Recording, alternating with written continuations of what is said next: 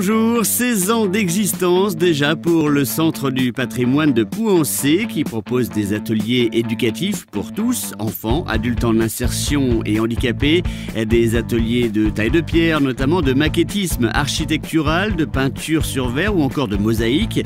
Le Centre du patrimoine a notamment travaillé pour le foyer logement de Bel Air à Combray. Concrètement, on fait beaucoup de choses qui sont de l'ordre du développement durable, c'est-à-dire qu'on va prendre du vieux mobilier, des tables basses avec des vieilles faïences qu'on va moderniser avec des couleurs très gaies. On va faire de la signalétique intérieure, extérieure pour des établissements, là encore très personnalisé par rapport à des besoins identifiés à l'interne.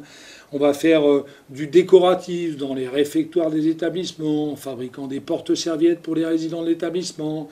Voilà, systématiquement, on essaie de créer un lien entre l'intérêt technique du projet et le bénéfice, la fierté que les artisans de ce projet-là vont en retirer au quotidien. Le foyer logement de Bel Air, c'est un établissement avec lequel j'ai un partenariat depuis que le Centre du patrimoine existe, depuis 15 ou 16 ans, où chaque année on met en place un projet, ce qui fait que le Centre du patrimoine est omniprésent dans l'établissement, puisque depuis 15 ans, donc on a dû créer une quinzaine de projets où je passe systématiquement 3 ou 4 mois de l'année, à raison d'une séance hebdomadaire de 2 heures. C'est-à-dire que c'est un projet qui dure sur une vingtaine d'heures, systématiquement, et qui va donner lieu donc à un travail pour l'année en cours.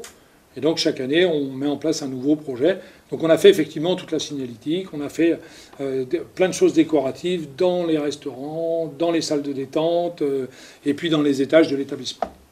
Voilà, donc ce travail-là, par exemple, l'intérêt de ce travail-là dans des établissements qui accueillent des personnes âgées, c'est que là, on est sur un sujet qui est en l'occurrence un tableau en 4 dimensions, c'est-à-dire qu'il y a 4 niveaux sur le travail, qui présente la mine de Bois 2, qui est un endroit, un lieu où les résidents ou les conjoints des résidents ont travaillé toute leur carrière. Donc on est sur un territoire où on travaille aussi en lien avec le patrimoine local, et ce type de projet-là est pertinent, et j'en veux pour preuve le nombre de résidents qui ont participé à ce projet-là, qui était important. Ça fait partie en fait de la politique de l'établissement, à savoir permettre aux résidents de s'exprimer à travers certains travaux.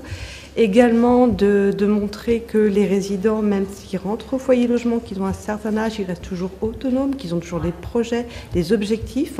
Ça nous conforte dans une certaine fierté également d'avoir ces œuvres exposées un petit peu à droite et à gauche. Oui, on avait chacun notre place, ils nous mettaient, puis on était à 30. Alors ce qui était plus dur, c'était de mettre les informations, là. Ça c'était dur, sur le verre. Ah oui, oui. Sur les vitres, là, c'était dur. C'est plus compliqué, là, oui. Oui, mais c'est joli, j'aime bien. Oui, mais c'était bien agréable à faire quand même. Oui, moi j'ai bien aimé. Je pense, oui. Il faut y rouspète, mais on en rigole alors. Et bon méchant. Les petits bois qu'il a coupés, qu'il fallait peindre. Qui c'est qui a fait C'est toi qui t'es servi de la perceuse?